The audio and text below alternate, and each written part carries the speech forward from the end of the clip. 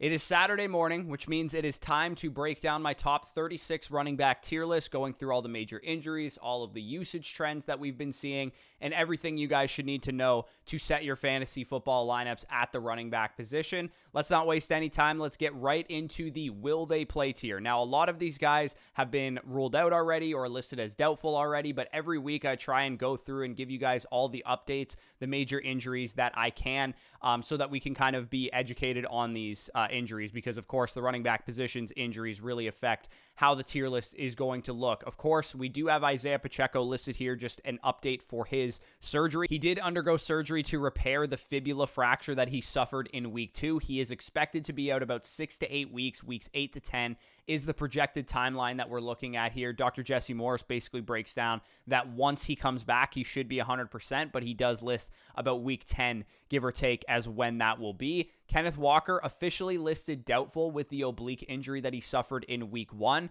Head coach Mike McDonald is optimistic that he could play in week 4, but it will be another Zach Charbonnet-led backfield for the Seahawks. Joe Mixon, ankle injury as well, has not practiced all week, doubtful officially, and Dameon Pierce listed out officially. So the Texans will have Cam Akers to rely on as their main running back, probably Dario Gumbawale mixing in on third downs, long down and distance, and that type of stuff. So you will hear Cam Akers' name throughout this top 36 as well. And then we also have Raheem Mostert dealing with a chest issue that he suffered in week 1.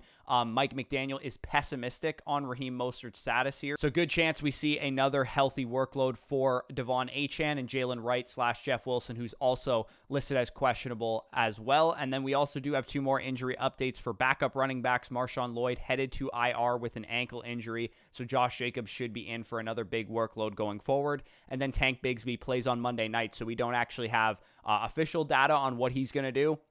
He was limited practice on Thursday, a limited participation on Friday, but again, he has one more practice today that we don't know about. I'll list any updates if there is any that are important, but my guess is that he'll probably be questionable and probably end up suiting up, but as of right now, we don't know that for sure. So let's get into the actual tier list. Again, I go 6 running backs at a time, starting with the top 12 guys that I'm sure you guys know you are starting, but I do like to highlight a couple guys. I do like to break down exactly who has good matchups, so you guys can see there. Bijan, Breece, Saquon, Achane, Gibbs, Kamara are my top 6. Then my 7 through 12, Jonathan Taylor, James Cook, Jordan Mason, Josh Jacobs, Travis Etienne, and James Conner. Some of the guys that have good matchups this week, you got Travis Etienne, you got Josh Jacobs, James Cook, Jordan Mason, and Jahmyr Gibbs, all in favorable running back matchups this week.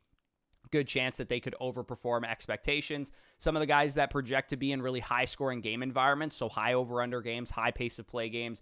You have Saquon Barkley, Bijan Robinson, Jahmyr Gibbs, Alvin Kamara, and Travis Etienne. Of course, Etienne showing up on both lists here, which is definitely good for him. Same goes for Jahmyr Gibbs.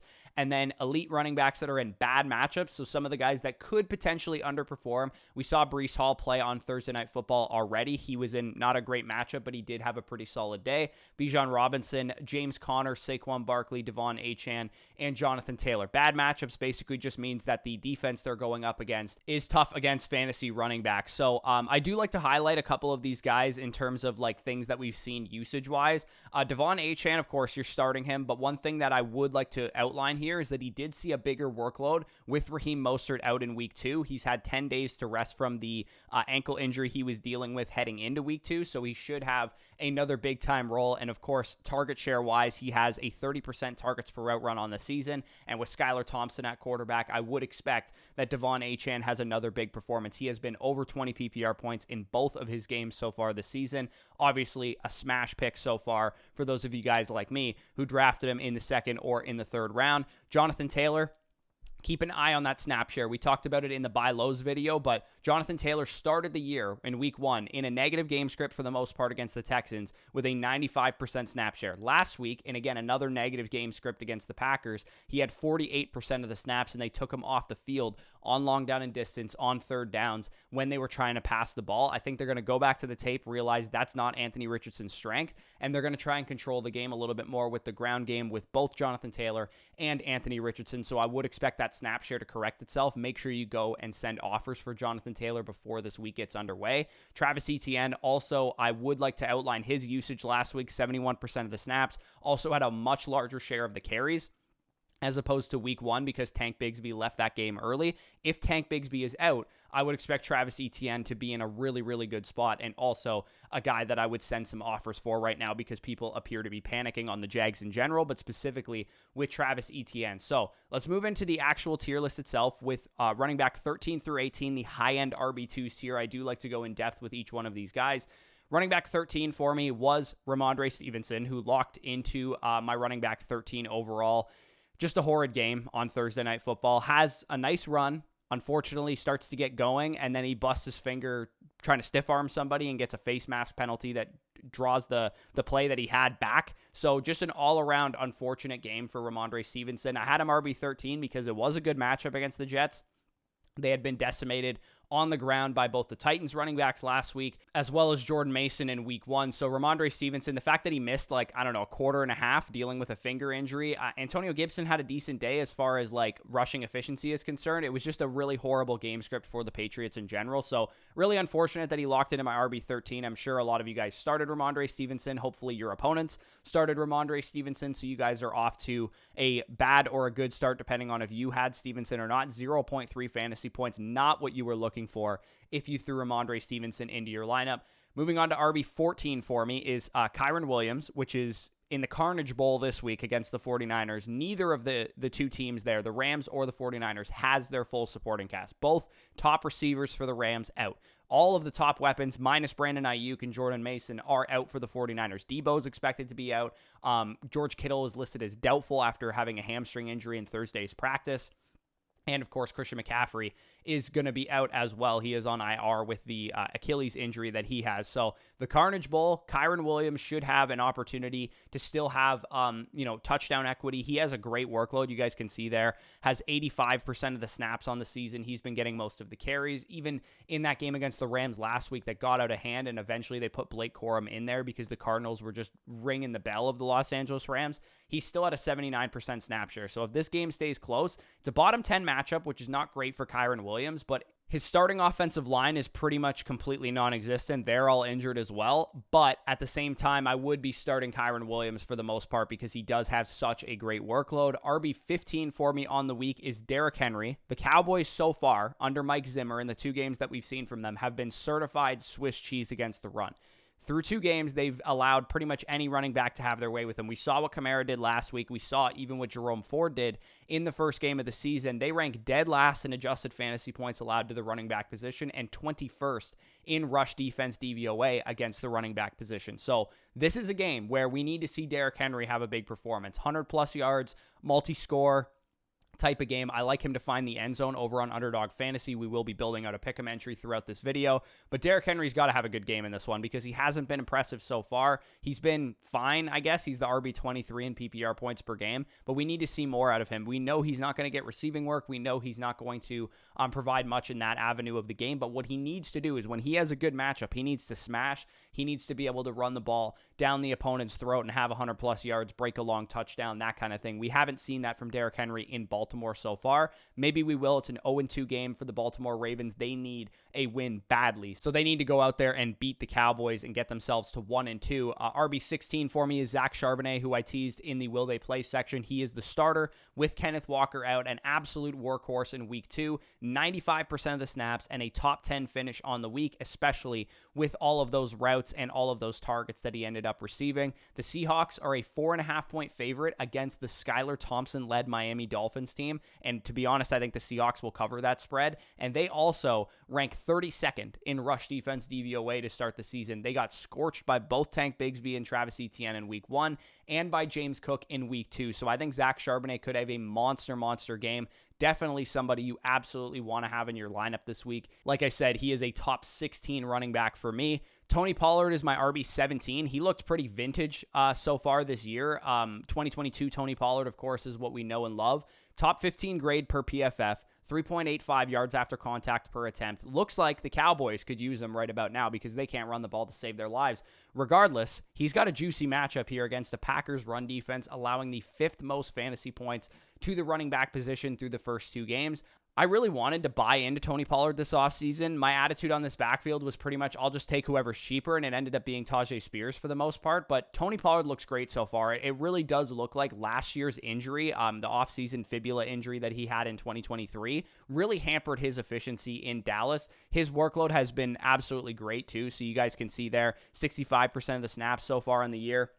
I really like him to go higher than this 62.5 rushing yards. I think he's going to have a nice game against the Green Bay Packers in a game that the Titans and the Packers are actually a lot closely matched up. Of course, that would probably change if Jordan Love is expected to play, but there's a good chance that he's not going to, and we're going to get another good week out of Malik Willis, and that's going to result in a pretty slugfest type of game script, which would be really good for the Tennessee Titans and for Tony Pollard specifically. RB18, we have J.K. Dobbins. Might be performing like an RB1 right now, but there's a good chance that's going to regress a little bit. He's getting a lot more mid RB2 type of usage than he is RB1 type of usage. The nice thing, though, is that the Chargers run the ball so much that even 45% of the rush attempts can equal 17 carries like it did last week. They run the ball like crazy. This game against the Pittsburgh Steelers is probably going to be over at 3 p.m. Eastern because they're going to run both teams like crazy. The routes, the targets, they could come up in a closer game. If you guys recall, in week 1 and in week 2, the Chargers have pretty much controlled the game for the most part against the Raiders and against the Carolina Panthers. So what I'd be eager to see is that if the Chargers are playing a game where they're potentially down, they're going on the road to Pittsburgh, maybe they're going to be playing from behind a little bit, I would like to see what the route participation and the target share looks like for J.K. Dobbins because he is the primary third down back on this team, and they just haven't been forced into that situation yet. And if you guys recall, Justin Herbert is very, very conservative as far as throwing to his running backs quite a bit. Of course, he had Austin Eckler for a number of years, so that obviously helped. But in a pretty tough matchup on the ground and a potentially bad game script for the Chargers for the first time all year, I really do think that Dobbins could catch a couple passes in this game. It is a brutal game environment, though, just a 36-point over-under. I do still like Dobbins this week, but I'm tempering expectations. So let's move into RB19 here. We have Brian Robinson, who has been absolutely great this year. He leads all running backs with a 5.07 yards after contact per attempt. He's been a bruiser. He's been efficient. His workload and the way that the offense wants to play alongside how Jaden Daniels runs the ball himself and wants to play. It's been a massive W for Brian Robinson's fantasy role, and I honestly wish I had drafted more of him. I drafted quite a bit on Underdog, but I didn't get him really in any managed leagues. I do feel really good about Brian Robinson rest of the season as like a mid RB2. He's probably going to live in this area of my rankings each and every week and potentially be in the high-end RB2s in good matchups. The Bengals are a tough defense, specifically against the run, but a 47-point over-under is a pretty good game environment. The one thing I worry about in this game is that I've talked about it already. Commanders can't stop anybody on defense, and if the Bengals get out to a big lead, maybe we see a lot more Austin Eckler in this game, but regardless, I still think Brian Robinson is a pretty good play if the game stays remotely close. Especially for the first half, he has a lot of appeal on the ground there. RB20 for me is David Montgomery. This is the highest point total of the week. The Lions are implied for 27 points, and the game's over-under against the Cardinals is up to 51.5. The Cardinals have been a frisky team so far, so it's very likely that this game stays close, like we've seen from the Lions. In close games, they like to rely on David Montgomery and Jahmyr Gibbs. The Cardinals also rank 22nd against the run in DVOA, so this is a good matchup for David Montgomery as well. I think they could do damage in this one. The game script was totally against David Montgomery last week, where the Buccaneers kind of controlled that game. The Lions were trying to throw the ball a lot. That's why Jahmyr Gibbs played a lot more of the snaps than we usually see. Thank God my Tampa Bay Buccaneers won that game. Obviously, as a Bucs fan, I was happy to see that. But from David Montgomery's perspective, it wasn't a good game script, and I think this one will be a lot better for the Cardinals and the Lions game. And speaking of the Tampa Bay Buccaneers, my RB21 is Rachaad White. Bit of a groin issue that's held him out of practice a little bit. He was limited, and then Friday he was a full participant. So I don't think he should have any real limitations and be ready for this game against the Denver Broncos. The Broncos are a run funnel defense, which means basically that you would rather run against them than throw the ball. And also, too, Mike Evans has a tough matchup on the outside versus Pat Surtain. He has been as locked down of a corner as you can possibly be. He's the highest paid corner in the league for a reason. They are 24th against fantasy running backs dating back even to last year. They were terrible against the run too. So with Baker Mayfield having a tough matchup on the outside for Mike Evans, obviously Chris Godwin's going to get his. He's been really good this year, but I do think that Rachaad White has a chance to catch a number of passes in this game. He had a 21% target share in week 1 versus the Commanders, had 7 targets in that game. I really do think we could see that type of performance for Rachaad White. If people are panicking on him, he has like the uncanny ability for everybody to assume his backup is better than him, and that might very well be the case, but I know the Buccaneers. They're not going to give Bucky Irving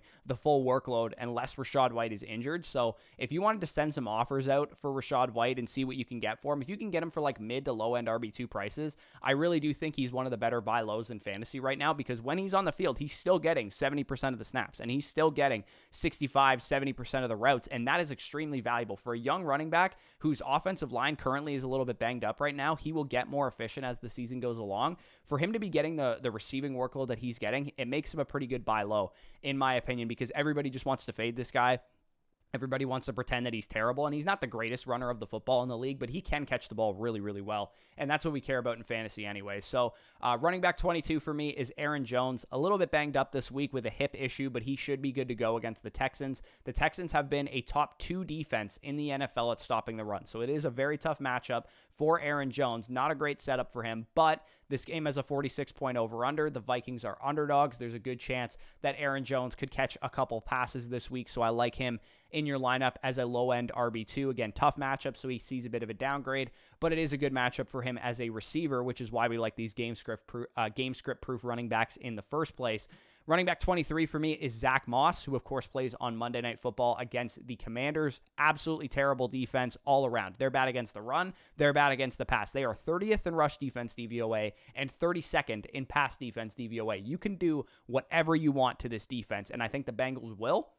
And I think the Bengals will get on track offensively and hang a 30-burger on them, hang a 40-burger on them potentially. Even though Zach Moss is not the most efficient running back in the world, he has a really good workload. You could see there 82% of the snaps last week in a close game against Kansas City. So if it's a positive game script for the run where the Commanders are losing by a decent margin and the Bengals get out to a big lead, I do think that we could see 20-plus carries out of Zach Moss in this game, and that's going to result in probably a touchdown, probably a lot of rushing yards. I would like to see how this backfield behaves when they do have a lead, because we haven't seen a whole lot of Chase Brown, and my suspicion is that it could be because they haven't been leading in a lot of games, but we'll see what happens here. Zach Moss appears to be the starter, so I can't really deny that and defend my Chase Brown bags any longer. Getting into my running back 24, closing out this tier, we have DeAndre Swift. I know Swift is ass. I know the Bears are disgusting. I know that Caleb sucks right now. Everything here sucks. Point blank, period, basically. The Bears have not been good so far this year, but you know what else sucks? The Colts defensive front, especially without DeForest Buckner, who is expected to miss some time here.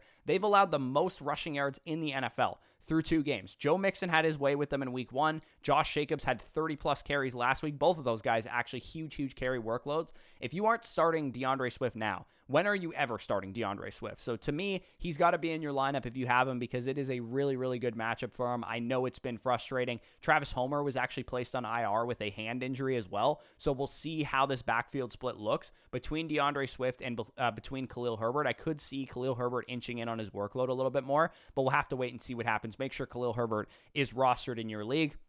Getting into the flex plays territory. So these guys are not necessarily every week starters, but if you do have them and you need to throw them in, this is how they rank for me. So RB25 for me is Cam Akers. I already kind of broke down that we don't have Joe Mixon in this game. He is doubtful with that ankle issue. Dameon Pierce already ruled out for this game. Akers appears to be in line to start. Now, it's not a good matchup against a top 5 run defense, but warm bodies with workloads are low-end RB2s, high-end RB3s in fantasy football. That's just a stone-cold principle of fantasy football. Cam Akers will share the backfield with Dario Gumbawale, but it should be a positive game script against the Minnesota Vikings. Like I said, I just don't expect him to be very successful on the ground in this game because the Vikings are a very good run defense. Running back 26 for me is Devin Singletary. You want to run versus the Browns. You do not want to pass versus the Browns. And Devin Singletary quietly has a 75% snap share on the season with great 3-down usage as a pass catcher, long down and distance, 2-minute drill, short yardage. If they ever get a red zone attempt, I'm sure he'll get that as well. This dude's an every week staple. I mean, he's going to be a high-end RB3, low-end RB2, just given the workload that he has, just like he was in Houston last year. I mean, when he was with the Texans, he was just this guy that you could count on for reliable low-end RB2 production, and I think that's the exact case we have with Devin Singletary this year. It's a league average matchup, snail fest, slow-paced game, but the Cleveland Browns, you can run against them. That is the one area that they are exploitable, so I like Devin Singletary this week.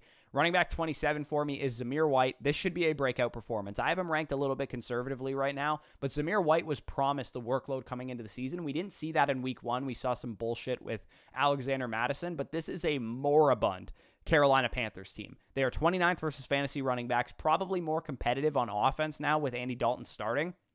I think Zamir White will have a big day on the ground. Maybe he finds the end zone as well. Probably will be a sell high candidate after this week, but definitely a buy low candidate coming into the week. I like him to go higher than 56.5 rushing yards. I do think that the Raiders can control this game, keep it close, keep it in the bag, and run the ball really well. We did see a big time spike in Zamir White's workload from week 1 to week 2, and I think that's going to continue. RB28 for me is Najee Harris. Every Steelers game is like 15-10. That's like the score in every single game now. This week will be no different. Najee Harris is mid as fuck, but he gets enough volume, and he should be the type of guy that gets 20 to 17 carries every single game. I mean, he has 20 carries last week, 17 carries the first game. You can argue that he should be way higher given the amount of carries that he's getting. It's just not ever going to be a great offensive game environment for the Pittsburgh Steelers to score a lot of points. But I do think given the carry workload, you have to have Najee Harris in your lineup if you guys need some flex production.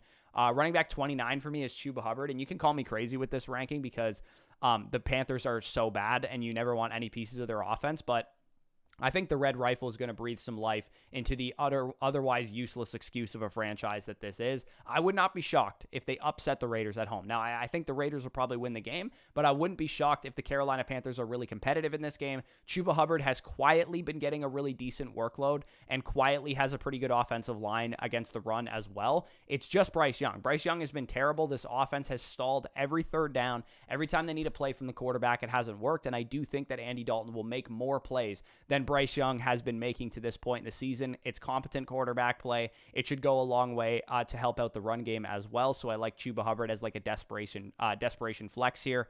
Running back 30 for Carson Steele here closes out this territory. Now, I don't know what to expect at all from this backfield. Without Isaiah Pacheco, I don't know if the Chiefs are going to give Carson Steele a big workload. I don't know if it's going to be a total 50-50 split. Theoretically, this is a great offense. They haven't really played totally up to that standard yet. They are capable of having this old UDFA fullback be the type of guy that scores 2 touchdowns, though. That's why I would put Carson Steele in my flex spot if I had him. Kareem Hunt is not expected to play in this game. He probably will become a factor in this backfield going forward, but Carson Steele has a chance to carry the ball 16, 17, 18 times this week. So even if Samaje Perine takes away all the long down and distance, all the routes, all the 2-minute drill stuff, which is definitely going to happen, I do still think Carson Steele has a chance to have 15 to 20 touches in this game, which makes him a solid RB30 type of play. If you guys are desperate and you need some deep league flex plays, these are some guys that you could go after. Jerome Ford, my RB31. Deontay Foreman really ate into his workload last week, but on the off chance that that was just a blip, and I tend to think it might have been, I think Ford is my preferred option of the 2 Browns running backs versus the New York Giants this week. So Jerome Ford, again, I probably wouldn't play him if you could help it, but he's not the worst option in my opinion. Same goes with Javonte Williams. Again, I would not like to play Javonte Williams if I have him. I would like to see him actually play well because he probably stinks at this point in his career. But a decent workload, he gets a good workload, and it's a depleted Bucs team, which is notoriously very good against the run. But without Vita Vea, without Kalijah Kancey, without some of their defensive players that are their best tackling players, is like Antoine Winfield, there's a chance Javonte Williams has a decent game in this one, but I don't love Javonte Williams this week. I would rather not play him. Rico Dowdle, my RB33 on the week. Cowboys versus Ravens has a 48.5 point over-under. Zeke is currently the worst running back in the NFL, according to PFF grade. The Ravens might just get hit with the Rico, in my opinion. So Rico Dowdle, definitely a good stash, definitely a solid desperation flex play if you need one. Jaylen Warren, the Steelers run, we know this. I don't really have to say anything else. You guys know Jaylen Warren's workload kind of bounced back after that hamstring injury limited him in week 1. It looks like he and Najee Harris are back on the same page as far as how they split the work, and we know that the Steelers are going to run the ball quite a bit. Bucky Irving and Chase Brown, they close out my top 36 as both guys that we expect to get like an explosive 8 to 12 touches per week. You're kind of just hoping for a big play, kind of just hoping for a touchdown out of those guys because they're not going to get the requisite volume ahead of the starters in front of them to warrant starting as anything more than a flex play. So that closes up my top 36 running backs. Anybody else, I'll be happy to answer stuff about in the comments down below. Leave a like if I helped you set your lineup. Subscribe to the channel if you guys are new around here. Comment any of your thoughts as well. Make sure to tail this entry if you guys want. We had a big win on Thursday Night Football that helped us 7x our money over on Underdog Fantasy. So if you want to tail this entry, head on over to Underdog. Use the promo code FSE when you sign up. to get up to 1,000 in bonus cash. They have this CeeDee Lamb free square going right now. If you add in the CeeDee Lamb free square and you tail this entry, that would be 20x your money. If you put in $10, you'd win $200 on this entry if it ends up hitting. So definitely check that out if you guys are interested. The link will be down below for that. And as you guys know, if you sign up on Underdog using code FSE and make a $10 deposit or more, you also get our weekly start sit rankings manifesto that has all this Vegas information, all this matchup information, our weekly start sit rankings into your email inbox for free all season long. And our rest of season rankings and our dynasty rankings are now up to date over on flockfantasy.com. Make sure to go check that out. We also had an 8 players rising up the rankings since week 1 that we did over on the site as well. Tons more content coming. We're going to have some dynasty decision stuff coming soon. Going to have some stuff on the 2025 prospect class for those of you guys that are dynasty players. So definitely you want to be subscribed over on flockfantasy.com. Use the promo code FSE when you sign up. Sign up annually and you get 6 months for free and also a free team review. You can ask us questions over there that we will answer on our live streams, trade questions, start set questions, all that good stuff. That is linked down below in the description. Everything I'm talking about is linked down below in the description. So definitely check out all that stuff if you're interested. But with that being said, peace out. We'll talk to you soon.